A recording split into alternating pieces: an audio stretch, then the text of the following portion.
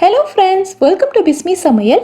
இன்னைக்கு வீடியோவில் ரொம்பவே புதுசான அதே சமயம் ரொம்ப இன்ட்ரெஸ்டிங்கான கிச்சன் டிப்ஸ் மற்றும் வீட்டு குறிப்புகள் தான் பார்க்க போகிறோம். இந்த வீடியோவில் நான் சொல்லக்கூடிய டிப்ஸ் எல்லாமே உங்களோட அன்றாட வாழ்க்கையில் டெய்லி தேவைப்படக்கூடியதாக இருக்கும். என்னென்ன டிப்ஸ்ன்னு பார்க்குறதுக்கு முன்னாடி நம்ம சேனலை புதுசாக பார்க்குறவங்க மறக்காமல் சப்ஸ்கிரைப் பண்ணிக்கோங்க. இப்போ நம்ம ஃபர்ஸ்ட் டிப் என்னங்கிறத பார்க்கலாம். இப்போ நான் சொல்ல போகிற டிப் புதுசாக சமையல் கற்றுக்கிற எல்லாருக்குமே ரொம்ப யூஸ்ஃபுல்லாக இருக்கும்.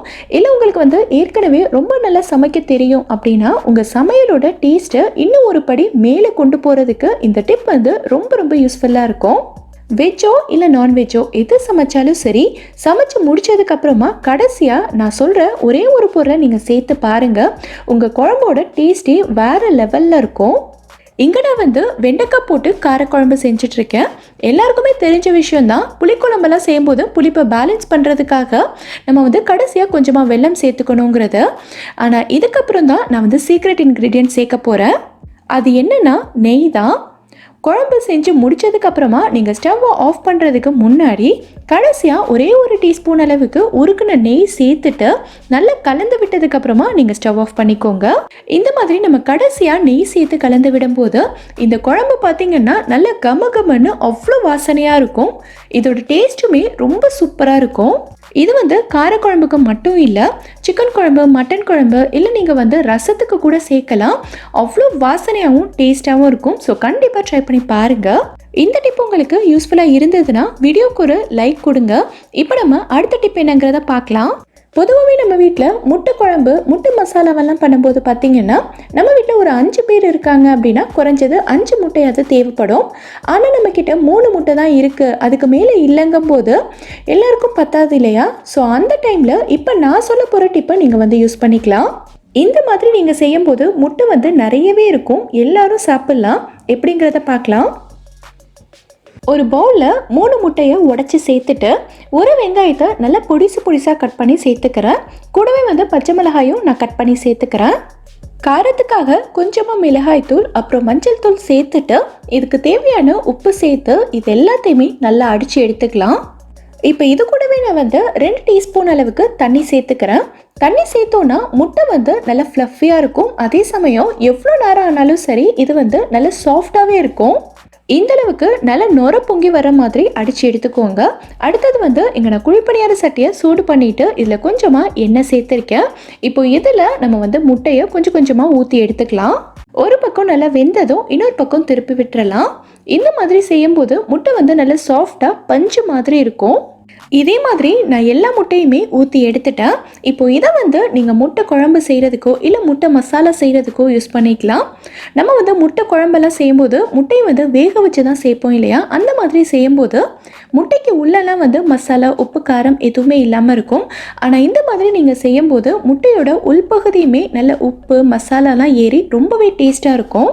ஸோ உங்கள் வீட்டில் இருக்கிற எல்லாருக்கும் முட்டை பத்தாத சமயத்தில் நீங்கள் இந்த மாதிரி செஞ்சுக்கலாம். நான் 3 முட்டை தான் சேர்த்தேன், எவ்வளோ வந்திருக்கு பாருங்கள். ஸோ இந்த டிப் உங்களுக்கு ரொம்பவே யூஸ்ஃபுல்லாக இருந்திருக்கும்னு நினைக்கிறேன்.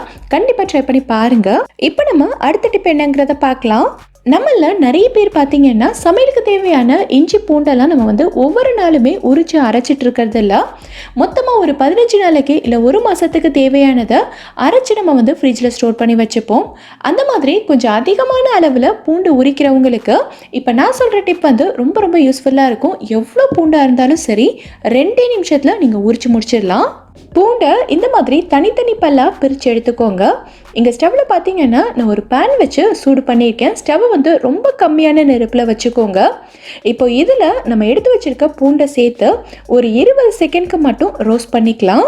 இதில் முக்கியமான விஷயம் என்னென்னா பூண்டுக்கு மேலே இருக்கிற தோல் மட்டும்தான் சூடாகணும். பூண்டு நல்லா சூடேறி கலர் மாறிடக்கூடாது. ஸோ ஸ்டவ்வை ரொம்ப கம்மி பண்ணி வச்சுக்கோங்க. 20 நிமிஷத்துக்கு அப்புறமா ஸ்டவ் ஆஃப் பண்ணிவிட்டு ஆற விட்டுறலாம். நல்லா ஆறினதுக்கப்புறமா இதை ஒரு பழைய துணியில் கொட்டிக்கலாம். இதை நம்ம கையால் உரிக்க போகிறதில்ல. இந்த துணி எல்லாத்தையும் சேர்த்து ஒரு மூட்டை மாதிரி பிடிச்சிக்கோங்க. நம்ம வீட்டில் கேரட், பீட்ரூட் எல்லாம் துருவுறதுக்கு கிரேட்டர் வச்சுருப்போம் இல்லையா? ஸோ அதில் தான் நம்ம இதை வச்சு தேய்க்க போகிறோம். ரொம்ப டைட்டாக பிடிக்காமல் கொஞ்சம் லூஸ் விட்டிங்கன்னா ஈஸியாக இருக்கும். எல்லா பக்கமுமே இந்த மாதிரி சுற்றி விட்டு தேய்ச்சிக்கோங்க.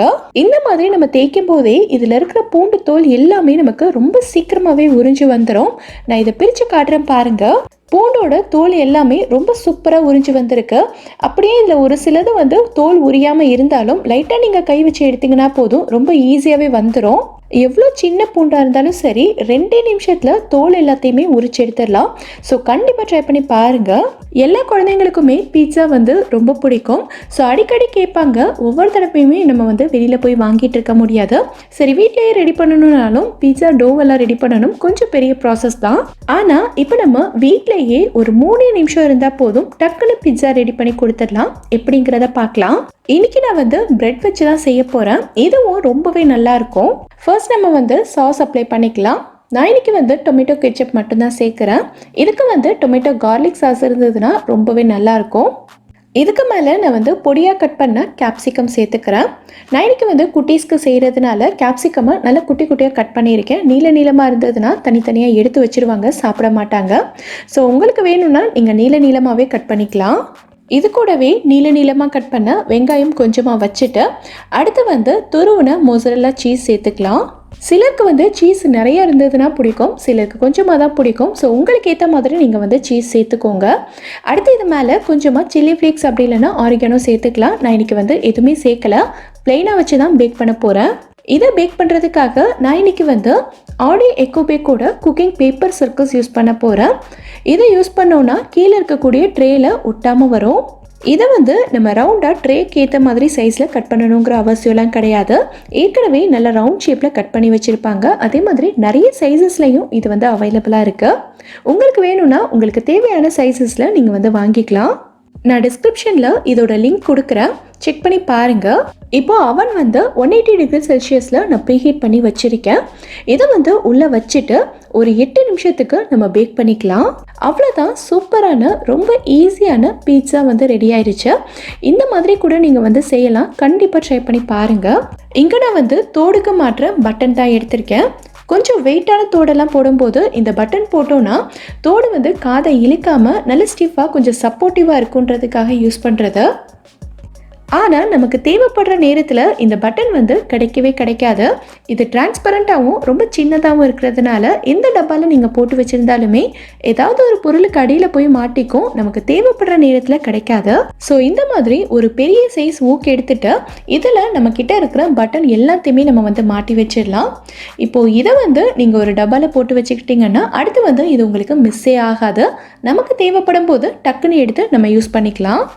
இது ரொம்பவே யூஸ்ஃபுல்லாக இருக்கும், கண்டிப்பாக ட்ரை பண்ணி பாருங்கள்.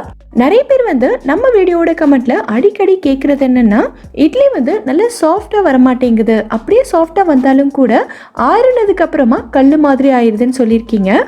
ஸோ இப்போ நான் சொல்கிற மாதிரி நீங்கள் இட்லிக்கு மாவரைச்சி செஞ்சு பாருங்கள். பூ மாதிரி அவ்வளோ சாஃப்டாக இருக்கும், ஆறுனதுக்கப்புறமாவும் அதே சாஃப்ட்னஸோடு இருக்கும். நான் இந்த கிளாஸில் தான் அரிசி அளந்து எடுக்க போகிறேன். அரிசி எந்த கிளாஸில் அளந்து எடுக்கிறோமோ அதே கிளாஸில் தான் உளுந்தும் அளந்து எடுத்துக்கணும். ஸோ உங்கள் வீட்டில் இருக்கக்கூடிய எந்த கிளாஸ் வேணாலும் நீங்கள் எடுத்துக்கலாம். இந்த கிளாஸில் வந்து நான் 5 கிளாஸ் அளவுக்கு இட்லி அரிசி எடுத்துக்கிறேன். இது வந்து கடைகளில் கிடைக்கக்கூடிய இட்லி தோசைக்கு போடுற அரிசி தான். இந்த மாதிரி கொஞ்சம் குண்டாக இருக்கும். நான் வந்து கொஞ்சம் பெரிய கிளாஸில் எடுக்கிறேன். நீங்கள் சின்ன கிளாஸில் அளந்தாலும் அதே 5 கிளாஸ் தான் அளக்கணும், அப்போ தான் நமக்கு மெஷர்மெண்ட் கரெக்டாக இருக்கும். இப்போது அரிசி அளந்து எடுத்தாச்சு, இதை தனியாக வச்சிடலாம். இப்போ நம்ம வந்து உளுந்து அளக்க போகிறோம். அரிசி எந்த கிளாஸில் மெஷர் பண்ணி எடுத்தோமோ அதே கிளாஸில் தான் உளுந்தும் அளந்து எடுத்துக்கணும். இந்த கிளாஸில் 1 கிளாஸ் அளவுக்கு உளுந்து எடுத்துக்கிறேன். இந்த மாதிரி உருட்டு உளுந்து தான் எடுத்திருக்கேன், உடைச்ச உளுந்து இல்லை. நீங்களும் இந்த மாதிரி உருட்டு உளுந்து எடுத்துக்கோங்க. இப்போ உளுந்து எடுத்தாச்சு, இதை தனியாக வச்சிடலாம். அடுத்ததாக 1 டீஸ்பூன் அளவுக்கு வெந்தயம் எடுத்துக்கலாம்.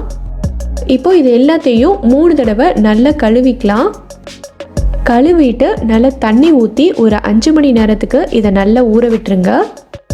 ஸோ 5 கிளாஸ் அரிசி, 1 கிளாஸ் உளுந்து, 1 டீஸ்பூன் அளவுக்கு வெந்தயம், இவ்வளோ தான் நம்ம சாஃப்டான இட்லிக்கு தேவையான பொருட்கள். சிலர் வந்து அவல் சேர்ப்பாங்க, வடித்த சாதம் சேர்ப்பாங்க. இதெல்லாம் எதுவுமே வேண்டாம். நமக்கு அரிசி, உளுந்து, வெந்தயம் இது மட்டுமே போதும், நமக்கு சாஃப்டான இட்லி கிடைக்கும். இது எல்லாமே 5 மணி நேரம் நல்லா ஊறினதுக்கு அப்புறமா நம்ம அரைக்க ஸ்டார்ட் பண்ணலாம். இப்போது 5 மணி நேரம் ஆயிடுச்சு. நம்ம கிரைண்டரில் தான் அரைக்க போகிறோம். ஃபஸ்ட்டு நம்ம வந்து உளுந்து அரைச்சி எடுத்துக்கலாம். ஊற வச்சிருக்க உளுந்தை கொஞ்சம் கொஞ்சமாக உள்ளே சேர்த்துட்றேன். ஸ்டார்டிங்லேயே நம்ம தண்ணி எதுவும் சேர்க்க வேண்டாம், உளுந்து மட்டும் போட்டு ஆட்டிக்கலாம். பாதி அரைஞ்சதுக்கப்புறமா லைட்டாக நம்ம தண்ணி சேர்த்து ஆட்டிக்கலாம். குவான்டிட்டி கம்மியாக இருந்துச்சுன்னா நம்ம அரிசி, உளுந்து, வெந்தயம் எல்லாத்தையும் மொத்தமாக சேர்த்தே ஊற வச்சு நம்ம அரைச்சிடலாம். பட் குவான்டிட்டி இப்போ கொஞ்சம் அதிகன்றதுனால நம்ம தனித்தனியாக தான் அரைச்சி எடுக்கணும், ஏன்னா கிரைண்டர் பத்தாது. அப்பப்போ கையால் இந்த மாதிரி எடுத்து விட்டு அரைச்சிக்கோங்க, இல்லைன்னா உளுந்து அங்கங்கே நின்றுக்கும், அரைப்படாது. இப்போது கிரைண்டரில் உளுந்து சேர்த்து ஒரு 20 நிமிஷம் ஆயிடுச்சு. 20 நிமிஷம் நல்லா அரைச்சதுக்கப்புறமா உளுந்து நல்லா பஞ்சு மாதிரி வந்திருக்கு பாருங்கள். நல்லா சாஃப்டாக பஞ்சு மாதிரி வந்ததுக்கப்புறமா நம்ம வெளியில் எடுத்துடலாம். உளுந்து எல்லாத்தையும் எடுத்தாச்சு. இப்போ நம்ம ஊற வச்சுருக்க வெந்தயத்தை சேர்த்துக்கலாம். இந்த வெந்தயத்தை 1 நிமிஷத்துக்கு நல்லா அரை விட்டுறலாம். 1 நிமிஷத்துக்கு அப்புறமா நம்ம அரிசி சேர்க்கலாம். இப்போது வெந்தயம் சேர்த்து 1 நிமிஷம் ஆயிடுச்சு. நம்ம அரிசியை சேர்த்துக்கலாம். அரிசியை சேர்த்துட்டு சைட்லலாம் நல்லா எடுத்து விட்டுருங்க, இல்லைன்னா அங்கங்கே மாட்டிக்கிட்டு சரியாக அரைப்படாது. இந்த அரிசி லைட்டாக அரைஞ்சதுக்கப்புறமா நம்ம தண்ணி சேர்க்கலாம், ஸ்டார்டிங்லேயே சேர்க்க வேண்டாம். தண்ணி சேர்க்கும் போது நம்ம அரிசி ஊற வச்சுருந்த தண்ணியை தான் சேர்த்துக்கணும், அந்த தண்ணியை வேஸ்ட் பண்ணக்கூடாது. அதே மாதிரி தான் உளுந்து அரைக்கும் போது உளுந்து ஊற வச்சுருந்த தண்ணியை சேர்த்து தான் அரைக்கணும், அப்போ தான் நமக்கு இட்லி நல்லா வரும். இப்போது இந்த அளவுக்கு அரைஞ்சதுக்கப்புறமா நான் கொஞ்சமாக தண்ணி சேர்த்துக்கிறேன். இது இன்னும் நல்லா அரையணும். அரிசி அரைஞ்சிட்டு இருக்கும் போதே நான் இந்த மாவுக்கு தேவையான அளவுக்கு உப்பு சேர்த்துக்கிறேன். நான் கல் உப்பு தான் சேர்க்குறேன். கிரைண்டரில் சேர்த்து அரைக்கும் போது ஈஸியாக கரைஞ்சிரும். அரிசியை ரொம்ப நைஸாக அரைச்சிட வேண்டாம், லைட்டாக குறன்னு இருக்கணும். அதாவது நீங்கள் கையில் எடுத்து பார்த்தீங்கன்னா லைட்டாக அங்கங்கே குறன்னு இருக்கணும், அது மாதிரி அரைச்சிக்கோங்க. இந்த அளவுக்கு அரைச்சதுக்கப்புறமா நம்ம ஏற்கனவே அரைச்சி வச்சுருக்க உளுந்தை இதோட சேர்த்து லைட்டாக ஒரு சுற்றிக்கலாம். இந்த மாதிரி செஞ்சோன்னா நமக்கு அரிசி, உளுந்து எல்லாமே ஒன்றோட ஒன்று நல்லா மிக்ஸ் ஆகிடும். ஒரு 2 நிமிஷத்துக்கு இதை அரைச்சிட்டு நம்ம ஆஃப் பண்ணிக்கலாம். நீங்கள் இந்த மாதிரி அரைச்சி வச்சுருக்க உளுந்தை டைரெக்டாக கிரைண்டரில் சேர்த்து அரிசி மாவோட கலக்கிறதா இருந்தாலும் கலக்கிக்கலாம். இல்லை உங்களுக்கு கிரைண்டர் பத்தாது அப்படின்னா நீங்கள் உளுந்து அரைச்சி வச்சுருக்க பாத்திரத்துலேயே இந்த அரிசி மாவையும் சேர்த்துட்டு கைகளாலேயே நல்லா கலந்து விட்டு எடுத்துக்கோங்க. கிரைண்டரில் இருக்க மாவை இந்த மிக்சிங் பவுலில் மாற்றிட்டேன். இது கூடவே நான் கொஞ்சமாக கிரைண்டரை அலசி அந்த தண்ணியையும் சேர்த்துருக்கேன். தண்ணி சேர்த்துருக்கனால இதை நல்லா கலந்து விட்டுக்கலாம். மாவோட கன்சிஸ்டன்சி காட்டுறேன் பாருங்கள், இந்த அளவுக்கு இருக்கணும். ரொம்ப திக்காகவும் இருக்கக்கூடாது, ரொம்ப தண்ணியாகவும் இருக்கக்கூடாது, இந்த பதத்தில் இருக்கணும். இது புளிச்சதுக்கப்புறமா நல்லா திக்காயிரும். இப்போது இதை மூடி 8 மணி நேரம் அப்படி இல்லைன்னா ஓவர் நைட் புளிக்க விட்டுறலாம். 8 மணி நேரத்துக்கு அப்புறமா ஓப்பன் பண்ணி பார்க்கலாம். மாவு நல்லா புளிச்சு பொங்கி வந்திருக்கு. மாவு கொஞ்சம் திக்காக இருக்குது பாருங்கள். நம்ம அரைச்சி வைக்கும்போது கொஞ்சம் தண்ணியாக இருந்தது, இப்போ இந்த அளவுக்கு நல்லா திக்காக வந்திருக்கு. இப்போது இந்த மாவை நல்லா கலந்து விட்டுக்கலாம். இப்போது இதில் நான் இட்லி ஊற்றி காட்டுறேன். இட்லி தட்டில் லைட்டாக எண்ணெய் தேய்ச்சிக்கிறேன், அப்போ இட்லி தட்டில் ஒட்டாமல் வரும். இதில் நம்ம மாவை ஊற்றிக்கலாம்.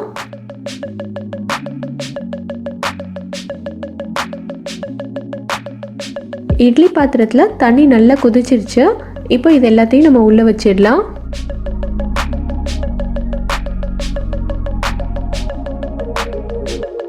ஏழுலேருந்து 9 நிமிஷத்துக்குள்ளே இட்லி நல்லா வெந்துடும். நான் ஓப்பன் பண்ணி பார்க்குறேன், நல்லா வெந்துருச்சு. இதை நம்ம வெளியில் எடுத்துடலாம். இட்லி எவ்வளோ சூப்பராக வந்திருக்கு பாருங்கள், நல்ல சாஃப்டாக பஞ்சு மாதிரி வந்திருக்கு. இந்த மாதிரி நான் சொன்ன ரேஷியோவில் நீங்களும் இட்லி செஞ்சு பாருங்கள். செஞ்சு பார்த்துட்டு எப்படி வந்ததுங்கிறத கீழே இருக்கக்கூடிய கமெண்ட் பாக்ஸில் எனக்கு சொல்லுங்கள். இந்த வீடியோ பிடிச்சிருந்தா லைக் பண்ணுங்கள், உங்கள் ஃப்ரெண்ட்ஸ், உங்கள் ஃபேமிலி மெம்பர்ஸ் கூட இந்த வீடியோவை ஷேர் பண்ணுங்கள். மறக்காமல் நம்மளோட பிஸ்மி சமையலுக்கு சப்ஸ்கிரைப் பண்ணிவிட்டு பக்கத்தில் இருக்கக்கூடிய பெல் ஐக்கானையும் கிளிக் பண்ணுங்கள். தேங்க்யூ.